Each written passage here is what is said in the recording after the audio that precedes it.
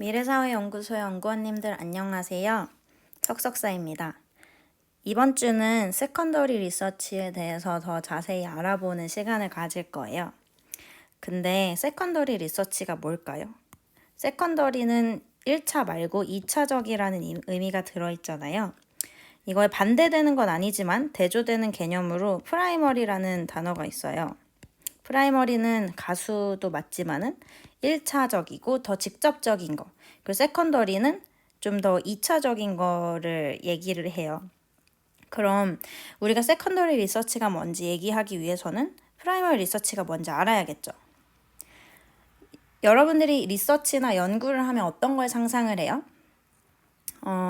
저 같은 경우는 어렸을 때부터 리서치, 연구라고 하면 이렇게 과학자가 가운을 입고 이 무슨 삼각 플라스크를 들고 뭔가 실험을 막 하는 이렇게 액체, 기체들 가지고 막 뭔가 하는 걸 상상을 했어요. 이런 사람들은 이 물건들을 가지고 실험을 하죠. experiment라고 하는 실험을 하죠. 또 어떤 연구자들은 저런 걸 하는 게 아니라 개미 혹은 사람 아니면 뭐 고릴라 막 이런 애들을 관찰을 해요. 그것도 연구죠. 또 어떤 사람들은 사람을 데려다가 뭐 실험을 해요. 뭐 사고 실험, 그러니까 사고 실험이 아니라 심리학적인 실험을 하기 위해서 무슨 질문을 한다던가 어떤 현상이 있는지 알기 위해서 어떤 또 다른 질문을 한다던가 이런 다양한 방법의 연구들이 있고 다양한 실험들이 있는데 이 모든 것들은 이 연구자들이 직접 실험을 하잖아요. 그래서 얘네들을 프라이머리 리서치라고 불러요. 1차적인 연구라는 거죠. 근데 또 어떤 사람들은 이런 프라이머리 리서치를 이거를 보고 메타적인 연구를 하기도 해요. 얘는 이런 연구를 하네, 쟤는 저런 연구를 하네, 쟤는 또 저런 말을 했네. 그래서 얘네가 만약에 이제 비슷한 주제를 가지고 연구를 하고 있었다면은 그 연구들의 동향을 살피면서 이런 연구들이 되어 있는 거구나라고 보면서 거기서 또 인사이트를 얻을 수가 있잖아요. 이거를 세컨더리 리서치라고 해요. 왜 세컨더리냐? 얘가 1차, 이게 1차적으로 얘가 최전방에서 뭔가 서브젝트들을 데리고 가지고 실험을 했다면 이 사람은 2차적으로 이 원에서 약간 조금 더 떨어져 있죠. 세컨더리, 2차적인 연구를 한다는 의미예요. 세컨더리 리서치는 일단 프라이머리 리서치가 있어야만 우리가 성립할 수 있는 거고, 근데 왜 프라이머리 리서치를 알기도 전에 세컨더리 리서치부터 얘기를 할까요? 세컨더리 리서치가 프라이머리 리서치를 하기 위해서 보통은 선수되어야 하는 문제이기 때문이에요. 이 사람들이 요즘에 연구자들이 어떤 연구를 하는지 뭐가 핫한지 이런 거를 알아야 그러면 이거는 아직 덜 돼 있네, 이거는 안 돼 있네 하고 깨닫고 새로운 연구를 우리가 해나갈 수 있겠죠. 근데 이 사람들이 이미 다 해놨는데 이걸 알아보지도 않고 똑같은 실험을 우리가 계획해서 하게 되면은 자원 낭비, 무쓸모, 시간 낭비가 되겠죠. 그래서 리서치는 대부분 어느 정도의 세컨더리 리서치를 먼저 한 다음에 내 실험을 계획해서 들어가게 돼요. 그래서 우리도 그 순서를 따라서 이번 주에는 세컨더리 리서치에 대해서 더 알아볼 거고 다음 주에 프라이머리 리서치를 들어갈 겁니다. 그럼 이번 강의가 어떻게 구성되어 있는지 한번 봅시다. 세컨더리 리서치 하는 방법엔 되게 많은 다양한 방법들이 있어요.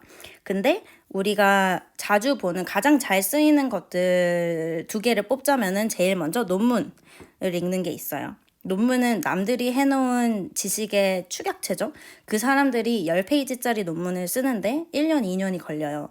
우리가 10페이지짜리 논문을 읽으면 1년, 2년의 시간을 아껴서 그들이 그렇게 오래 걸려서 고민했던 거를 거의 지식 도둑질을 해오는 느낌으로 미안한 마음이 들 정도로 요약해서 지식을 가져올 수 있죠. 그 다음은 통계 데이터. 일단 숫자가 들어간 모든 것들이 통계 데이터라고 생각을 해요. 저는 이거를 보고 우리가 하고자 하는 얘기에 뒷받침이 될 수 있는 거라면은 무조건 끌어다 쓰는 게 좋겠죠. 그래서 이 2가지를 가장 중점적으로 볼 거고요. 마지막 보너스 꿀팁으로 구글링 꿀팁을 드릴 거예요. 이건 이미 알고 계시는 분들이 많을 거라고 생각해요. 제가 막 뭐 새롭고 기발한 걸 알려드린 건 아니니까 이미 알고 계시다면 그냥 패스하셔도 되는 내용이 될 겁니다. 그러면 논문 쇼핑은 뭘까요? 논문 쇼핑부터 시작해 봅시다. 논문을 읽으려면은 논문을 찾아서 뭘 읽을지 정해야겠죠. 거기까지 걸리는 모든 프로세스를 저는 논문 쇼핑이라고 불러요. 근데 왜 쇼핑이라고 부르니까? 예를 들어서 우리가 바지를 하나 사려고 해봐요. 근데 쇼핑 고수들은 그냥 자기가 원하는 매장에 가서 하나 보고 하나 입어보고 나와도 만족할 수 있겠죠. 근데 그런 일은 보통 그렇게 쉽게 일어나지 않아요. 보통 쇼핑을 할 때는 백화점 한층 다 둘러보면서 내가 남색 바지를 사고 싶었다. 그럼 남색 바지 예쁜 게 어디 있나, 핏이 좋은 게 어디 있나 다 둘러보죠. 눈으로 둘러보고 그 중에 몇 개는 입어보기도 하고 그 중에 하나를 골라서 사잖아요. 그 과정을 논문 가지고 하는 거예요. 예를 들어서 내가 디지털 성폭력에 관심이 생겼어요. 그래서 디지털 성폭력에 관해서 어떤 배경 지식을 쌓고 싶었다고 해봐요. 그래서 이거를 검색을 했어요. 그런데 보세요. 결과 몇 개요? 2640개. 근데 2640개를 다 읽을 수가 없잖아요. 그래서 우리가 여기서 뭘 어떻게 아이 쇼핑을 시작을 해야 하는지 그 방법을 이제 제가 알려드리도록 하겠습니다. 그럼 그 논문 쇼핑은 어떻게 하냐? 일단 시작은 검색하는 것부터가 시작이에요. 요즘에 논문이 저렇게 많잖아요. 한국말로만 검색해도 저렇게 2600개가 나오는데 영어로 검색하면 또 얼마나 더 많이 나오겠어요. 그래서 내가 필요에 따라서 국제적으로 영어로 써진 논문을 읽고 싶다. 그러면은 구글 스칼라를 이용하는 게 제일 쉽고 빠르고요. 그 다음 한국말로 된 논문만 보고 싶다. 그러면 리스라는 사이트를 이용하는 걸 추천을 해드립니다. 근데 요즘에는 구글 스칼라도 한국말로 된 논문을 잘 패칭을 해온다고 들었어요. 그래서 구글 스칼라만 제대로 잘 써도 살아남으실 수 있을 거라고 믿어요. 하지만 그거는 제 뇌피셜이고 제가 해본 적은 없어서 말꼬리를 흐리며 물러나겠습니다. 그리고 이런 논문들은 이런 사이트들은 포털 사이트예요. 그러니까 어디서 퍼블리시가 됐든 간에 웹상에 있는 거를 혹은 리스에 등록된 자료들을 다 훑어볼 수 있는 거예요. 말하자면 도서관인 거죠. 근데 이 각 분야 관련된 저널이나 학회 사이트를 가도 돼요. 이거는 어떤 경우냐면 내가 짬밥이 좀 있고 내가 이 분야에서 뭐가 유명한지 어떤 학회 어떤 저널이 믿을 만한 데인지 아는 사람이라면 뭐 고생할 필요 없이 그냥 그 웹사이트 그 학회 사이트에 가가지고 검색을 하시면 됩니다. 근데 이거는 내가 그 분야에 관해서 배경 지식이 아직 별로 없고 누가 유명한지 이런 걸 잘 모른다 하면은 별로 추천드리지는 않아요. 구글 스칼라가 누가 뭐니 해도 누가 뭐래도 제 생각에는 킹왕짱입니다. 그래서 검색 사이트를 선택을 했어요. 그러면 그 다음에 이제 우리가 키워드를 찾아서 검색을 하죠. 그 다음은 또 지난주에도 제가 누누이 말씀드렸던 질보다 양 파트입니다. 우리가 쇼핑할 때도 하나 바지 사려면 최소 솔직히 5개 정도는 눈으로 훑어보지 않나요? 그러니까 우리는 100개의 제목 그리고 제목 가지고 판단이 안 된다면은 앱스트랙 초록까지 읽어볼 거예요. 그 중에서 제가 생각했을 때 많아봐야 한 10개 정도가 얘가 설명하는 바에 관심이 가네? 혹은 내가 찾고자 하는 정보를 가지고 있을 것 같네? 라는 생각이 드는 논문들이 한 10개 정도 나올 거예요. 그럼 그 10개를 다운로드 해봐요. 그러니까 이거는 이제 바지를 입어보는 거죠. 여기서 바지를 눈으로 좀 훑어봤다면은 나한테 맞을 것 같은데 내가 생각하던 거랑 비슷한데 라는 걸 여기서 입어보게 되고 그러면은 그 10개 다운로드 한 것들을 우리가 스키밍을 할 거예요. 어떻게 스키밍을 하는 건지 다음 강의에서 더 자세히 다룰 텐데 그러다 보면은 겨우 한 개 정도가 이거 끝까지 읽어봐야겠다. 더 자세히 읽어봐야겠다. 진짜 내가 찾던 거랑 비슷한 얘기다 하는 게 나올 거거든요. 겨우 한두 개만 그렇게 될 거예요. 그래서 100개에서 10개에서 1개까지 가는 이 과정, 이게 바로 제가 추천드리는 논문 쇼핑 방법입니다. 그렇다면 제가 논문 쇼핑의 국룰, 제 노하우를 몇 개 가르쳐 드리겠어요. 첫 번째는 제가 앞에서도 말했듯이 질보다 양이에요. 이 제목 있죠. 이 제목만 적어도 첫 페이지부터 한 5-6페이지 정도는 제목 읽으면서 쭉 내려보는 걸 추천을 드려요. 그렇게 많이 보고 나서 골라야 실패하지 않아요. 실패할 확률을 줄여드리는 꿀팁인 겁니다. 두 번째로 제가 역순이라고 했는데요. 논문은 웬만하면 최근 걸 보는 게 더 좋아요. 이유가 여러 가지 있겠지만 첫 번째로는 최근 논문은 이전의 논문들을 인트로덕션 부분에 대부분 요약을 해놨어요. 그러니까 내가 찾는 분야의 논문들 중에서 가장 최근에 퍼블리시 된 거를 보면은 걔가 내가 알았어야 했던 사실들을 다 짚어주고 있을 거라는 거죠. 그 두 번째로는 내가 막 수학 이론 쪽을 하는 그런 연구자가 아닌 이상 우리 지금 정책을 만드는데 뭐 이론 쪽을 보진 않을 거 아니에요? 이 지식은 항상 살아있어서 항상 변해요. 20년 전에 우리나라 통계치가 있다고 해봐요. 그리고 그거에 맞춰서 제안된 정책이 있다고 해봐요. 그 똑같은 정책이 지금도 잘 먹힐까요? 누구도 장담할 수 없잖아요. 지식도 마찬가지로 옛날에 있었던 지식이 유효기간이 상당히 짧고 갈수록 짧아져 가는 추세예요. 그래서 뭐 이런 UX, UI 디자인 하는 쪽이나 컴퓨터 사이언스 쪽 보면은 10년만 지나도 그 논문은 되게 고전이 되어 있단 말이에요. 그렇기 때문에 우린 최근 걸 보는 게 더 유리합니다. 그때 쓸 수 있는 그 구글 스칼라의 필터 부분이 이쪽이에요. 그래서 2020년 것만 볼 건지 2016년 이래로 나온 걸 볼 건지 정하시면 되는데 이거는 딱 2016년부터가 좋다, 뭐 최근 5년이 좋다, 3년이 좋다를 제가 정해드릴 수는 없어요. 그 분야에 따라 다르니까. 근데 내가 관심 있는 분야가 있어서 읽다 보면은 자기가 많이 읽다 보면 자기가 느낄 수 있을 거예요. 이게 최근 몇 년 정도 거를 보는 게 더 낫겠다 싶은 그 감각이 생길 거예요. 그거는 하루아침에 되지는 않겠죠.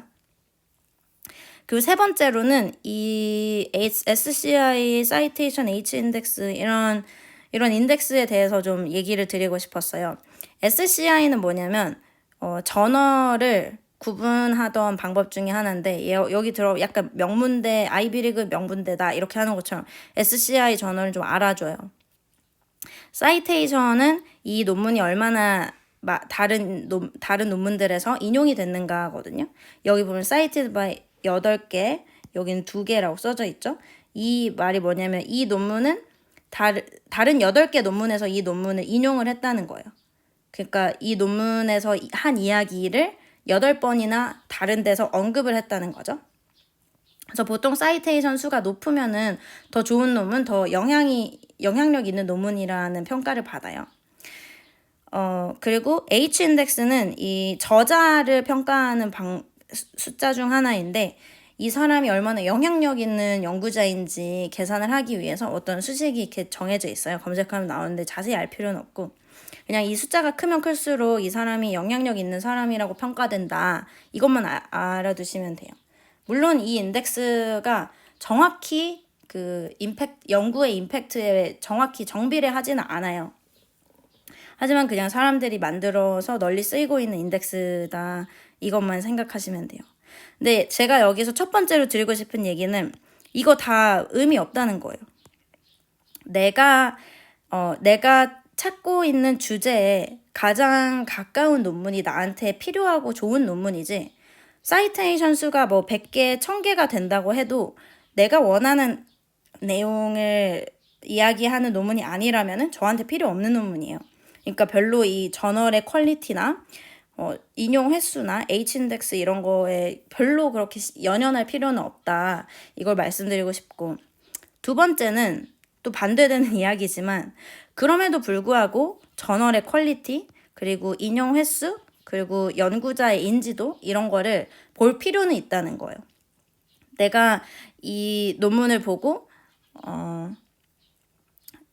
이 의미를 찾아내서 내가 원하는 내용을 말하고 있는가를 보는 게 가장 중요한 거긴 하지만은 메타적으로 이게 진짜로 근거가 있는 얘기를 하는 건가? 뭐 얘가 하는 말이 신빙성이 있고 다른 학계에서도 받아들여지는 내용인 건가? 우리가 잘 모르는 생소한 분야를 볼 때는 이 사이테이션이나 뭐 그 연구자의 H-인덱스 같은 걸 보는 게 나쁘지 않다는 거죠. 하지만 그게 절대적인 수치, 절대적인 룰을 아니라는 거를 가장 먼저 강조해드리고 싶었습니다. 마지막으로 이건 제가 하는 크리피한 취미인데요. 저는 논문을 읽을 때 이 저자들을 프로파일링을 해요. 그게 무슨 말이냐면 내가 어떤 논문을 읽었어요. 이 논문은 어떤 사람이 썼고 이 사람은 어떤 기관에 속해 있어요. 그래서 이 랩에 있는 사람의 뭐 몇 년차 박사과정이 쓴 거고 그 내용은 이거였어요. 그리고 또 비슷한 내용을 읽고 비슷한 내용을 읽는데 보면은 이 랩에 다른 연구자가 쓴 거일 때도 있고 이 연구자가 또 쓴 거일 때도 있고 이게 이 연구자가 또 썼던 거일 때도 있고 이 사람이 졸업을 할 때 이걸 다 엮어가지고 학위 논문으로 만들기도 하고 그래요. 근데 이 한 분야에 대해서 더 깊게 공부를 하게 되면은 이걸 아는 게 왜 중요했냐면 이 사람들이 결국 나의 학문적인 동지더라고요. 나와 관심사가 비슷하고 비슷한 연구를 하고 있고 그래서 서로 영감을 주고받을 수 있는 그런 사이가 되고 결국 학회에 가면 얘네들을 만나게 돼 있어요. 그래서 이렇게 어떤 대학의 어떤 연구실이 이런 연구를 하는지, 내가 관심이 있는 연구를 하는지, 그리고 그 교수님은 또 이 연구 말고 또 다른 연구, 나는 현재 관심은 없지만 이러저러한 연구를 하고 있다면은 이거에 관심 있는 사람이 저 다른 거에도 관심이 있다면 나도 여기에 한 번쯤 눈길 줄 수 있잖아요. 그렇게 해서 또 다른 재밌는 주제들을 탐색을 해보기도 하고 그래서 학계의 이 논문에 가계도 같은 게 그려질 때도 있어요. 이 논문이 이 논문을 이용해서 이 논문을 이용하고 이 논문도 이 논문을 인용하고 이런 게 눈에 훤히 보일 때쯤이 되면 이제 당신은 그 분야의 준 전문가다라고 말할 수 있지 않을까 싶습니다. 그 마지막으로 제가 학위 논문을 읽는 취미라고 해도 되려는지 모르겠지만 있는 습관이 좀 있어요. 이게 처음에 시작할 때는 학위 논문을 제가 이제 석사학위 처음 할 때 논문이란 걸 어떻게 써야 되는지 모르겠는 거예요. 구조도 모르겠고. 그래서 저랑 되게 비슷한 관심사를 가지고 있던 어떤 연구자분의 학위 연구 논문, 박사학위 논문을 다운받아서 그거를 제본을 해가지고 중간중간 읽어갔어요. 그래서 저는 그 틀을 파악하고 어떤 식으로 쓰는 건지를 보고 베꼈는데 학위 논문을 읽다 보니까 진짜 좋은 점이 있더라고요. 그 좋은 점, 엑기스가 들어있는 곳이 바로 인트로덕션 파트입니다. 인트로덕션 파트에 가면은 이 사람이 이 두꺼운 학위 논문을 완성하기 위해서 필요했던 배경 지식이 진짜 친절하게 다 설명되어 있어요. 그래서 그 인트로덕션 파트가 너무 꿀 엑기스라고 느꼈고 우리가 어떤 분야에 관심이 있는데 이 분야를 연구해서 최근에 박사 학위를 받은 어떤 사람이 있다. 그럼 그 사람 거 논문을 다운받아서 보는 걸 정말 추천드립니다. 이건 정말 그 박사 학위 따신 분한테 절해야 할 정도로 지식 도둑질이라는 느낌이 들 정도로 좋은 시간이었어요. 이렇게 논문 쇼핑에 관한 이야기는 마무리하기로 하고 저희가 논문을 실제로 읽는 거는 이 다음 강의에서 더 깊게 들어가 보겠습니다.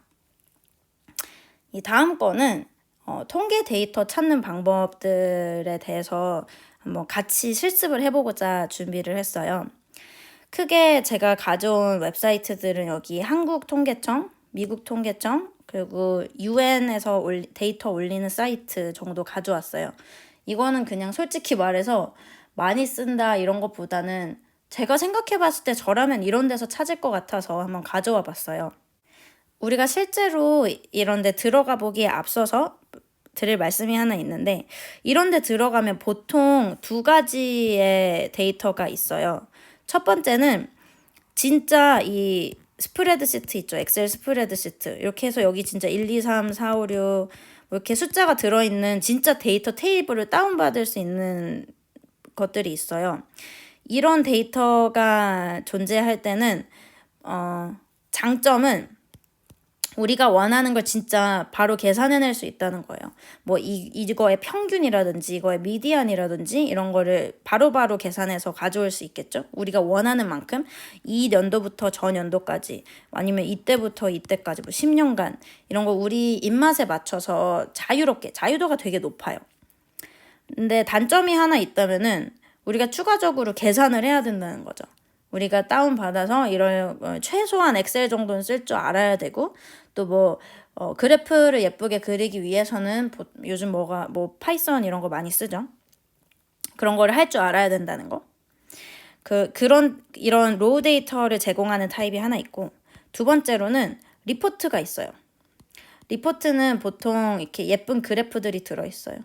막 이런 거 아니면 뭐 막 이런 거. 그래서 리포트는 자기들이 이런 로우 데이터를 한번 분석을 해가지고 작년에 경제 성장이 뭐 이랬다. 아니면 뭐 이번에 인구조사 결과 우리 국민은 비율이 이러이러이러하다. 뭐 이런 리포트를 낸단 말이죠. 이거의 장점은 바로바로 인사이트를 뽑아놔 있으니까 우리가 그냥 그 결과를 갖다가 쓰면 돼요. 몇 %인지 뭐 아니면은 뭐 얼마나 증가했는지 감소했는지 이런 게 바로바로 나와 있어요.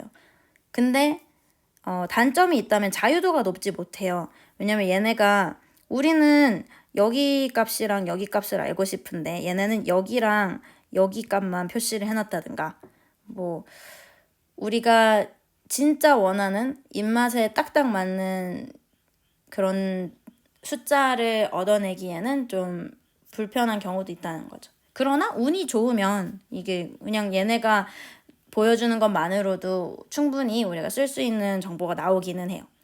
그래서 이 두 가지 정도의 데이터가 있다는 걸 유념해 주시고 우리는 한국통계청, 미국통계청 한번 들어가 보도록 하겠습니다.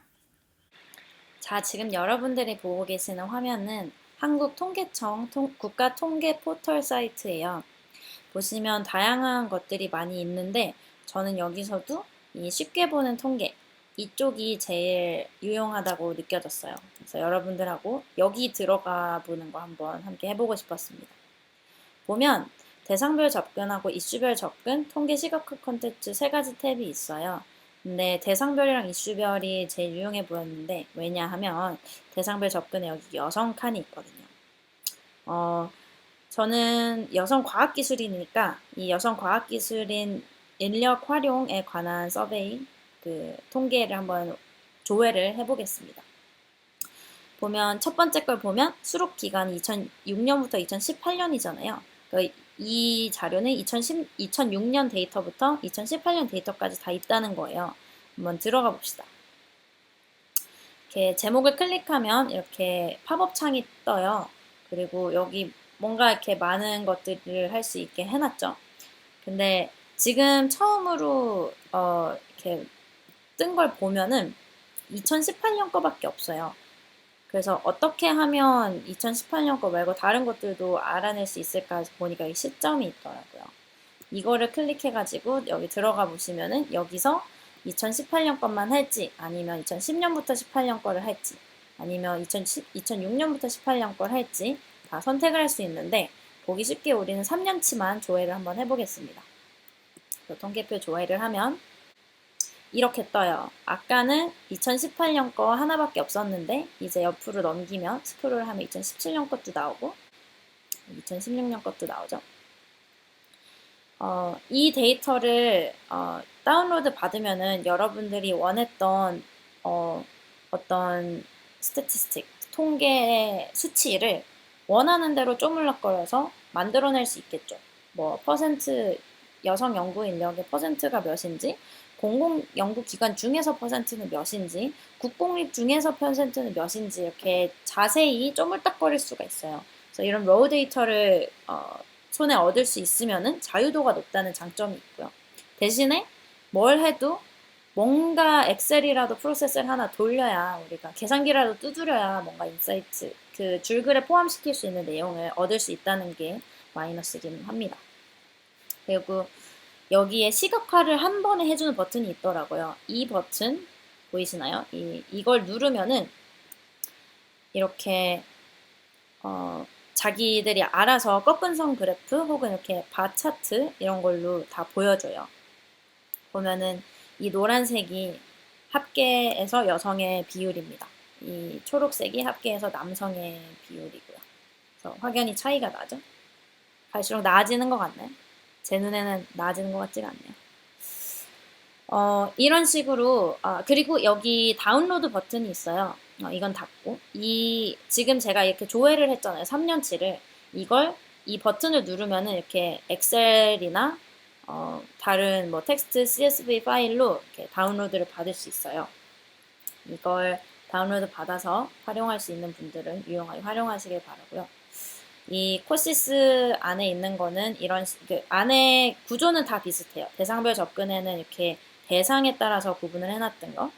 이슈별 접근에 가면은 여기 건강 질병, 범죄 안전, 연금, 인구, 이사 주택 이런 이슈들에 따라서 통계를 구분을 해놨다는 거. 이 중에서도 여러분들이 원하시는 게 있다면 들어가서 찾아보실 수 있겠죠. 제 생각에 이번 프로젝트, 8주짜리 프로젝트를 하는 동안에는 이 코시스 통계 포털에서 가져올 수 있는 자료가 제일 유용할 것 같아요. 왜냐면 우리는 지금 당장 한국 사회에 적용할 수 있는 정책을 만들고 싶기 때문이잖아요. 그러나 여기서 멈추지 않고 저는 다른 것들도 좀 소개를 해드리고 싶었어요. 그래서 가져온 두 번째 거가 USA 가버먼트에서 운영하고 있는 미국 통계청. 주소도 까리하지 않습니까? usa.government/statistics. 여기 가면 이 Data and Statistics about the US라는 섹션이 있어요. 여기서 이 Find Data and Statistics from the Government를 보면은 여기 오픈 올 해볼게요. 여기에 우리가 얻을 수 있는 통계 자료란 자료는 다 모아져 있어요. 예를 들어 저는 이게 제일 관심을 가는데 Bureau of Justice Statistics 들어가면 범죄 통계에 관련된 자료가 있겠죠. Bureau of Economic Analysis 가면은 경제적인 수치들을 다 모아놨겠죠. 그리고 또 제가 많이 쓰는 거는 여기 Census Bureau, 이건 인구조사 한 거고요. 그리고 여기에 National Center for Health Statistics, 여기가 옛날에 CDC라고 불리던 Center for Disease Control and something something, 여기가 이제 질병관리본부 같은데요. 그래서 건강 관련된 거, 최근 이제 코로나 관련된 자료들 이런 데 가면 있습니다. 그래서 영어가 조금 필요하겠지만 여기 있는 것들 보기 위해서는 들어가서 미국 관련된 통계 자료를 보고 싶은 게 있으시다면 이쪽을 활용해 보시면 좋겠습니다. 마지막으로 소개해 드릴 거는 UN에서 운영하는 UN Statistics Division 웹사이트예요. 여기서는 이제 보통 제3세계 국가들 통계를 많이 가지고 있고, 혹은 이제 UN은 유나이티드 네이션이라고 하잖아요. 그러니까 세계적인 클래스로 서베이를 막 합니다. 비슷한 내용으로 비슷한 매트릭으로 다양한 나라들에서 조사를 하죠. 그래서 여기 데이터에 가시면은 UN 데이터라고 있어요. 예를 들어서 우리가 에듀케이션에 대해서 검색을 해보고 싶다고 해봐요. 그럼 여기 에듀케이션을 검색을 하면은 테이블들, 자기들이 가지고 있는 통계 자료 중에서 에듀케이션이 들어간 거 다 보여주는 거예요. 그리고 UN 데이터 말고 이게 Open SDG Data Hub 이라는 데를 들어가 보면요. 이런 웹사이트가 뜹니다. 근데 SDG가 뭐냐면 여기 Sustainable Development Goal이라고 해서 SDG예요. 이게 뭐냐면 얘네들이 몇 개인지 확실히 기억이 나진 않지만 여기 나왔네요. 17개의 Sustainable Development, 지속 가능한 발전을 위한 목표를 세웠어요. 그래서 제일 중요하다고 생각한 게 가난을 없애는 거, 배고픔을 없애는 거, 헬스랑 웰빙, 에듀케이션, 그리고 성차별 없애는 거, 젠더 이퀄리티 만드는 거, 이런 것들이 얘네들이 이 17개의 주제를 이렇게 거대한 목표를 세웠고 UN에 가면은 이 각 서브그룹마다 이거를 지금 이 이니셔티브를 리드하기 위한 그룹들이 다 만들어져 있어요. 그래서 이 목표를 향해서 우리가 월드 피스를 위해서 활동을 한다. 이렇게 설명해요, 걔네들은. 여기 웹사이트에서는 이 17개의 그룹들, 이 주제들에 관련된 통계들을 가지고 있어요. 젠더 이퀄리티 한번 들어가 볼게요. 여기 앞에서 봤던 거랑 비슷한 형태로 얘네가 데이터, 자기들이 가지고 있는 데이터들을 공유를 해주죠. 그래서 이 DB 모양으로 돼 있는 거는 로우 데이터를 다운받을 수 있다는 뜻이고요. 예를 들어서 이거는 proportion of individuals who own a mobile telephone by sex. 그러면은 성별에 따라서 구분을 해놨는데 모바일 텔레폰, 그러니까 스마트폰이나 뭐 투지폰이나 상관없이 그 휴대할 수 있는 핸드폰을 가지고 있는 사람의 비율을 조사를 해놓은 겁니다. 이런 식으로 영어만 조금 할 수 있으면은 다양하고 재미있는 자료들을 이 웹사이트에서 얻어오실 수 있을 거예요. 근데 보시면 알겠지만 그렇게 막 어려운 영어가 필요한 것도 아니에요. 그래서 여기까지가 제가 생각했을 때 우리가 괜찮은 통계 자료를 긁어올 수 있는 사이트들이고요. 꼭 제가 설명드린 것들이 정답이 아니라 우리가 관심 있는 주제에 대해서 구글링을 하다 보면은 또 거기에 통계 자료나 혹은 관련된 비슷한 리포트들이 나와요. 거기 있는 것들을 갖다 쓰셔도 물론 상관없어요. 좋아요. 찾을 수만 있다면. 근데 그렇게 찾는 것이 힘들 때, 어쩌다 얻어 걸린 것들이 마음에 들지 않을 때 각 잡고 찾아봐야겠다 한다면 이런 통계 포털들 이용해 보시면 되겠습니다. 마지막으로 구글링 하는 꿀팁을 하나 설명해 드리고 싶었어요. 여기서부터는 구글링 좀 해봤다, 구글링 구루다 하시는 분들은 그냥 끄고 나가셔도 됩니다.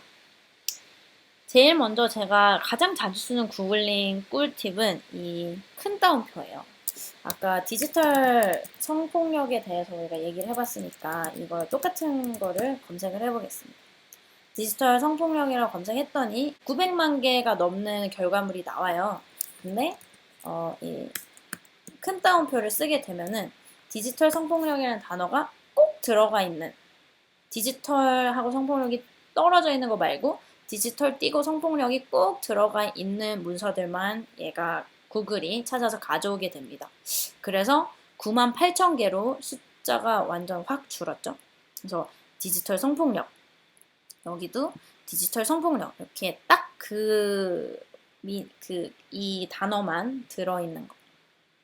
그런데 이렇게 앞에 물결을 표시를 하면은 디지털 성폭력과 비슷한 단어까지 다 포함을 하기 때문에 아까 900만 개였죠? 근데 이제 10백만 개가 아니라 1000만 개가 넘는 결과물을 가져올 정도로 이 비슷한 단어, 비슷한 의미를 뜻하는 단어들을 가진 것까지 가져온 결과입니다. 마이너스라는 게 있어요. 이렇게 하면 어떤 결과가 나올까요? 이렇게 하면 디지털 빼고 디지털이 안 들어간 성폭력 관련된 문서들만 가지고 옵니다.